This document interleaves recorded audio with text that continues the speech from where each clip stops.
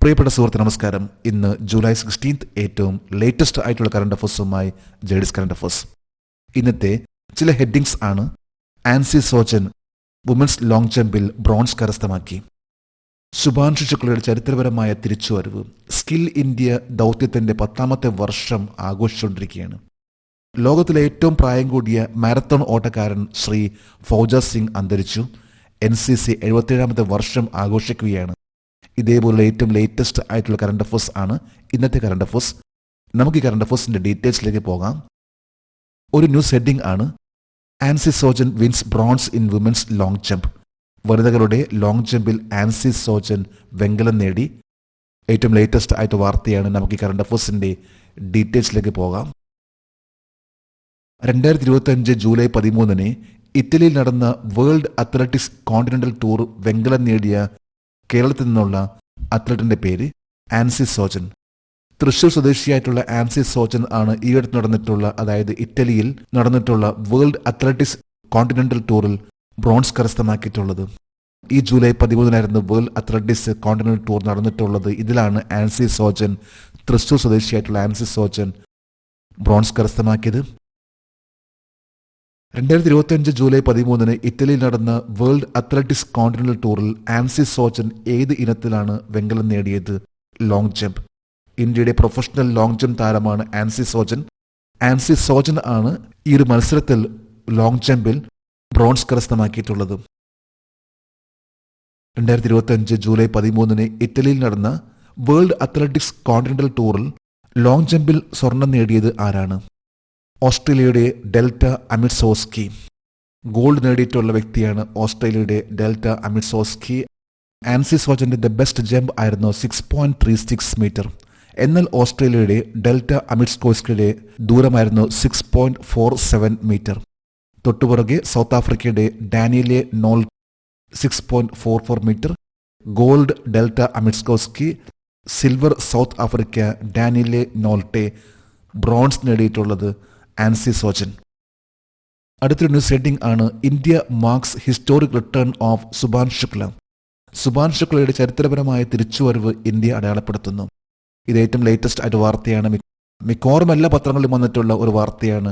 Axiom 4 മിഷന്റെ successful ആയിട്ടുള്ള ആ ഒരു തിരിച്ചുവരവ്. നമുക്ക് കറണ്ട് അഫേഴ്സിന്റെ ഡീറ്റെയിൽസിലേക്ക് പോകാം.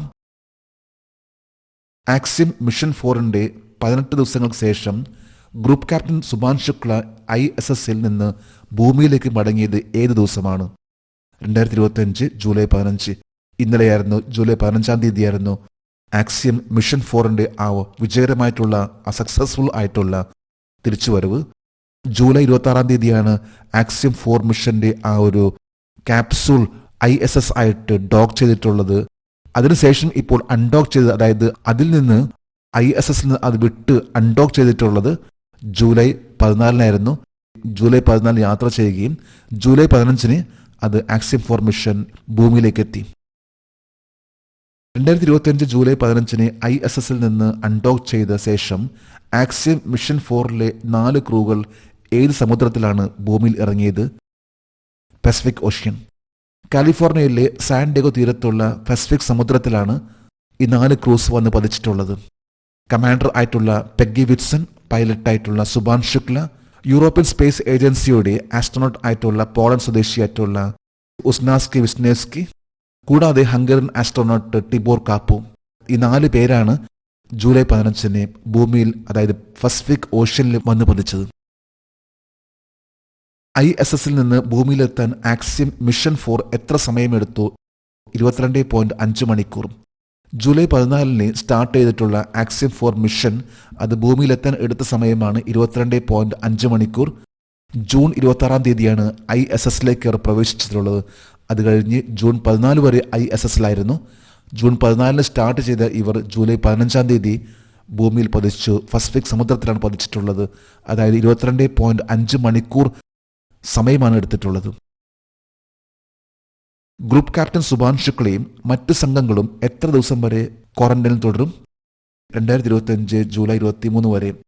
ഇന്നലെ ജൂലൈ 15, ഇന്നലെ മുതൽ ജൂലൈ 23 വരെയാണ് ഇവർ ക്വാറന്റൈൻ ആയിട്ട് തുടരുക. ആക്സിയം 4 മിഷന്റെ 4 പേരാണ് Peggy Whitson, Shubhanshu Shukla, Uznanski Wisniewski, Hungarian astronaut ആയിട്ടുള്ള ടിബോർ കപ്പു. അടുത്തൊരു ന്യൂസ് ഹെഡിംഗ് ആണ് week long celebration of 10 years of skill India mission. Skill India ദൗത്യത്തിന്റെ 10 വർഷത്തെ ആഘോഷം ഒരാഴ്ച നീണ്ടു നിൽക്കും. ഇന്നലെയായിരുന്നു സ്കിൽ ഇന്ത്യ മിഷൻ ഡേ. 10 വർഷം മുമ്പാണ് സ്കിൽ ഇന്ത്യ മിഷൻ ലോഞ്ച് ചെയ്തിട്ടുള്ളത്. നമുക്ക് കറണ്ട് അഫയേഴ്സിന്റെ ഡീറ്റെയിൽസിലേക്ക് പോകാം. 2025 ജൂലൈ 15 സ്കിൽ ഇന്ത്യ മിഷന്റെ 10 വർഷത്തെ ഒരാഴ്ച നീണ്ടു നിൽക്കുന്ന ആഘോഷം ആരാണ് ഉദ്ഘാടനം ചെയ്തത്? വിദ്യാഭ്യാസ മന്ത്രാലയം സഹമന്ത്രി ശ്രീ ജയന്ത് ചൗധരി.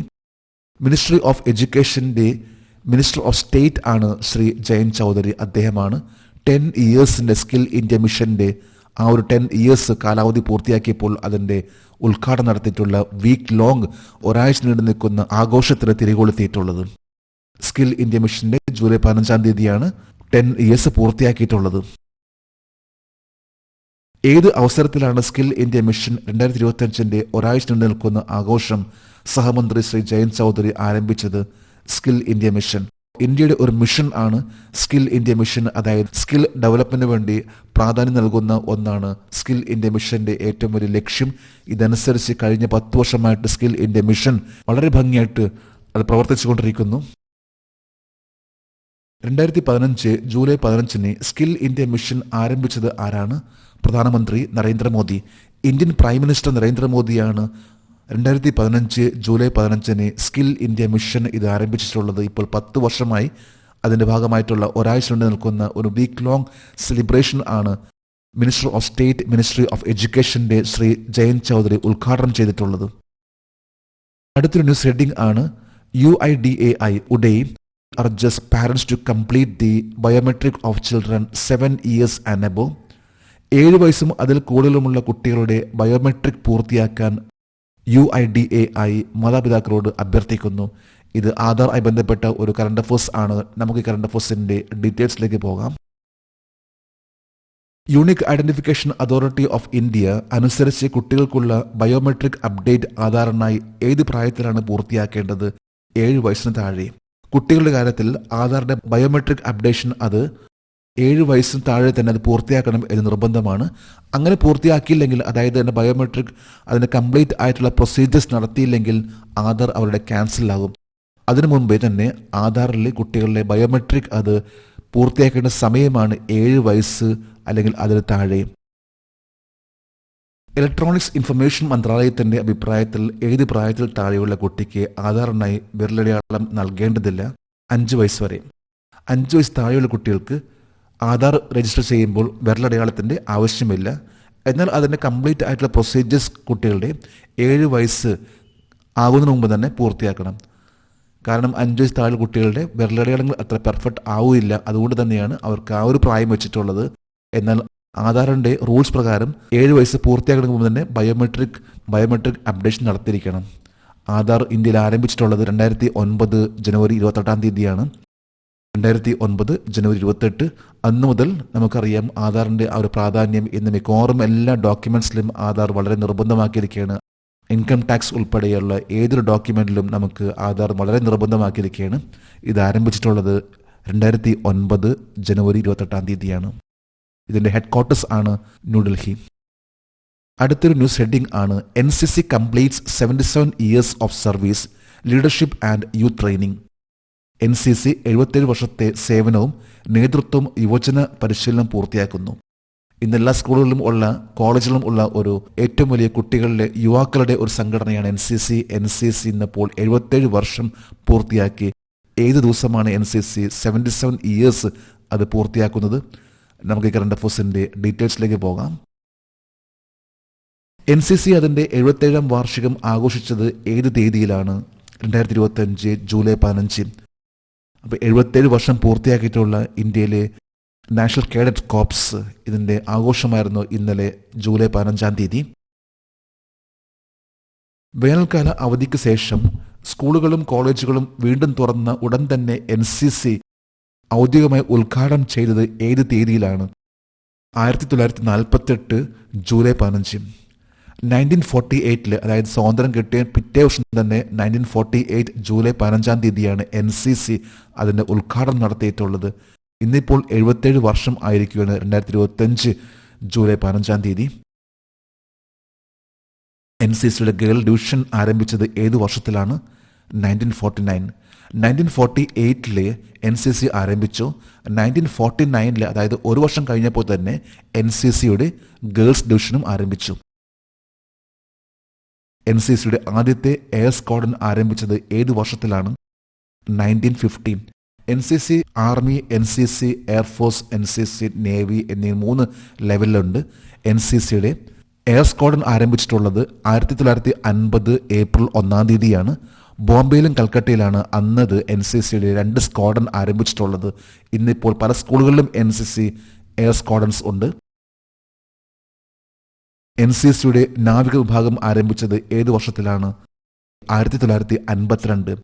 ഇന്ത്യൻ നേവി ആയിട്ട് ബന്ധപ്പെട്ട് NCC ആരംഭിച്ചിട്ടുള്ളത് 1952 1948 NCC ആരംഭിച്ചു. 1949 ഗേൾസ് ഡിവിഷൻ ആരംഭിച്ചു. 1950 എയർ സ്ക്വാഡൻ ആരംഭിച്ചു. അത് കഴിഞ്ഞ് 2 വർഷം കഴിഞ്ഞപ്പോഴേക്കും NCC നേവൽ വിംഗ് ആരംഭിച്ചു. NCCയുടെ ഡയറക്ടർ ജനറൽ ആണ് the director general of NCC national cadet corps ആണ് ലഫ്റ്റനന്റ് ജനറൽ ഗുർബീർ പാൽ സിംഗ്. അടുത്തൊരു ന്യൂസ് ഹെഡിംഗ് ആണ് ഇന്നത്തെ കറണ്ട് അഫയേഴ്സിലെ last heading. World oldest marathon runner mister Fauja Singh dyes.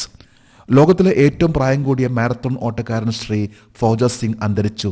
114 വയസ്സുള്ള അദ്ദേഹം ലോകത്തിൽ തന്നെ പറയുമ്പോൾ ഏറ്റവും പ്രായം കൂടിയ മാരത്തോൺ റണ്ണറായിരുന്നു. നമുക്ക് കറണ്ട് അഫയേഴ്സിന്റെ ഡീറ്റെയിൽസിലേക്ക് പോകാം. 2025 ജൂലൈ 15 114 വയസ്സിൽ മരിച്ച ലോകത്തിലെ ഏറ്റവും പ്രായം കൂടിയ ദൂര ഓട്ടക്കാരന്റെ പേരെന്താണ്? ഫൗജ സിംഗ്. ഫൗജ സിംഗ് ആണ് 114 വയസ്സിൽ ഇന്നലെ അന്തരിച്ചിട്ടുള്ളത്. അദ്ദേഹം ലോകത്തിലെ ഏറ്റവും പ്രായം കൂടിയ ദൂര ഓട്ടക്കാരനായിരുന്നു, മാരത്തോൺ റണ്ണറായിരുന്നു. 2025 ജൂലൈ 15 ലോകത്തിലെ ഏറ്റവും പ്രായം കൂടിയ ദൂര ഓട്ടക്കാരൻ 114 വയസ്സിൽ മരിച്ചത് എങ്ങനെയാണ്? ഇന്ത്യയിൽ ഒരു റോഡ് അപകടത്തിലാണ്. ആക്സിഡന്റിലാണ് അദ്ദേഹം ഇന്നലെ മരിച്ചത്. റോഡ് ക്രോസ് ചെയ്യുന്ന സമയത്താണ് അദ്ദേഹത്തിന് മരണം സംഭവിച്ചിട്ടുള്ളത്. എന്നാൽ അതിൻ്റെ ഇൻവെസ്റ്റിഗേഷൻ നടന്നുകൊണ്ടിരിക്കുകയാണ്. ലോകത്തിലെ ഏറ്റവും പ്രായം കൂടിയ ദൂര ഓട്ടക്കാരനായ ഫൗജ സിംഗിന്റെ വിളിപ്പേര് എന്തായിരുന്നു? Turban tornado. ടർബൻ എന്ന് പറഞ്ഞ തലക്കെട്ട്. ടർബൻ ടൊർണാഡോ എന്ന പേരിലാണ് അദ്ദേഹത്തെ അറിയപ്പെട്ടിരുന്നത്. കാരണം ആ ഒരു ടർബാൻ വെച്ചുകൊണ്ട് അദ്ദേഹം ഓടിയിരുന്ന അദ്ദേഹത്തിന്റെ ലോകത്ത് തന്നെ അറിയപ്പെടുന്ന ഒരു പേരാണ് ടർബാൻ ടൊർണാഡോ. 114 വയസ്സിൽ അദ്ദേഹം അന്തരിച്ചു. നമ്മുടെ ഏറ്റവും ലേറ്റസ്റ്റ് ആയിട്ടുള്ള കറണ്ട് അഫയേഴ്സ് ആണെന്ന് ഇവിടെ അപ്ഡേറ്റ് ചെയ്തിട്ടുള്ളത്. ജെഡിസ് കറണ്ട് അഫയേഴ്സിന്റെ ഇന്നത്തെ ഈ വീഡിയോ കണ്ടിട്ട് ഇഷ്ടപ്പെട്ടെങ്കിൽ ഈ ചാനൽ സബ്സ്ക്രൈബ് ചെയ്യാനും ഷെയർ ചെയ്യാനും മറക്കരുത്. നമുക്ക് നാളെ വീണ്ടും പുതിയ കറണ്ട് അഫയേഴ്സുമായിട്ട് കാണാം. Thank you very much.